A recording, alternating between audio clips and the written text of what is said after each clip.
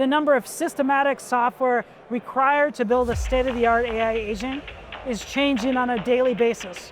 So we frequently release new versions that are complete rebuilds of our AI agents based on the output and performance quality and tuning those for industry-specific applications.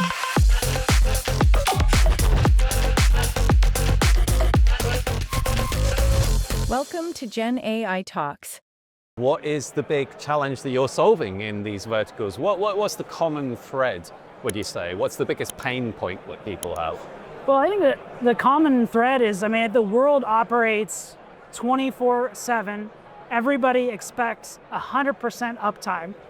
And, what's happening in the world today is, we really need to scale our human labor force to create this digital labor force that can kind of complement human creativity, human ingenuity, would make all these services that we know and expect to run 24/7 run perfectly. And I think, having an autonomous world of AI, solving kind of the dull, dangerous jobs that exist today is incredibly important for the future of humanity. What's something really difficult that they're working on? Yeah, I think one of the biggest challenges we're working on in the market today is deploying AI agents on some of the most critical infrastructure in the world, infrastructures that humans have zero tolerance for. And so we've been building AI agents to monitor like radio access networks for drop call rates, data drop rates. And those agents need to be able to seamlessly interact with tools, access the telemetry off of those networks. They need to be able to root cause failures. They need to be able to write JIRA tickets that ultimately result in truck rolls and software updates to make sure you don't manifest those drop calls and the data drop rates. And more and more of our critical services is running on telecommunications networks. And so that's a fundamentally important challenge. As you know today, like the gold standard for GPU utilization is like 50%. And so you can imagine deploying billions of dollars of investments and getting a 50% outcome out of that. That's because data center GPU infrastructure has failures. It needs to be networked correctly. Everything needs to work perfectly on one continuous infrastructure and system. So we've been also deploying AI agents on that infrastructure as well. And this is where you can retrieve an accurate answer in some cases easily with modern AI agents. Getting accuracy sometimes can be solved, but getting a timestamp accuracy to understand when the fault occurs, nesting through that, and understanding the patterns within that so you can not only analyze the failure in near real time, but automate against that failure in the future is incredibly important. What the challenges are and who's doing the good work in this area? Yeah, I think for us, today, so we have a product just to evaluate the foundational components to build an AI agent. And the reason we have that product, the reason that product exists, is because the number of models getting released, the number of vector or graph databases, the number of agentic frameworks, the number of systematic software required to build a state-of-the-art AI agent is changing on a daily basis.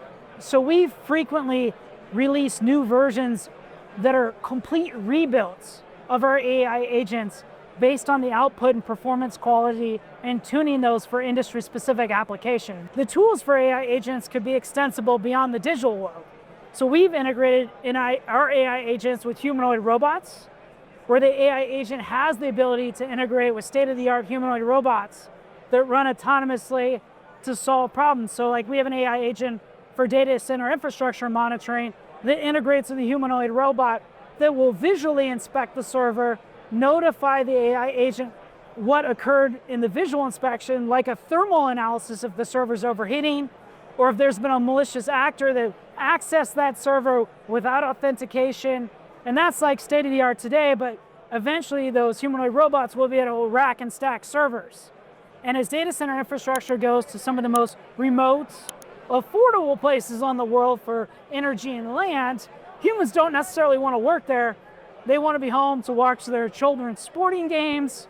So just having an AI agent that can monitor that autonomously, and then instead of having a human have to drive 4 hours when a problem occurs, or be on site in a remote location, now we can have a humanoid robot solve those issues. And I think some of the future tools are going to be applications like Neuralink as well. And I think what we're seeing, like if you look at really the advent of future technology, you see tools like Neuralink that are unlocking people that otherwise couldn't work. It's giving them the ability to enter the digital world and work. Like this transition is unique in human history because the technology exceeds the human mind on many cases. And for that reason, we really need to put safeguards in place to ensure humanity ultimately benefits from this next technology transformation, more so than any historical technology transformation. And there's some great work happening in this space, but surely we all get caught up in competition and race to innovation.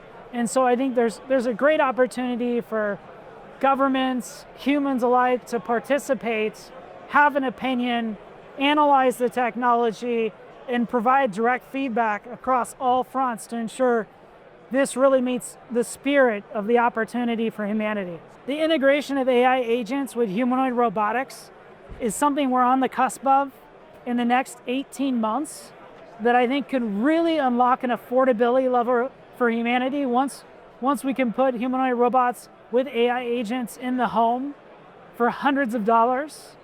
And it really unlocks people's free time to enable them to get a bit more creative or just enjoy the better parts of life.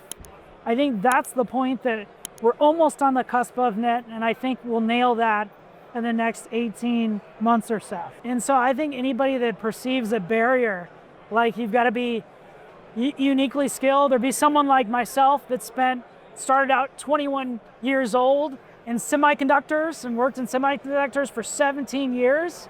I think like it's all about intellectual curiosity and neuroplasticity, and I'd say like jump in, engage in this industry. All you need to do is be curious, work hard, and execute, and you can participate in this global, vibrant ecosystem. And I think open source is the future of this in humanity, with incredible safeguards and guardrails, paired with that. And there's great open source, projects on that front as well. And just thrilled to participate and have the opportunity to kind of speak to a great user community and of curious minds in GenAI today.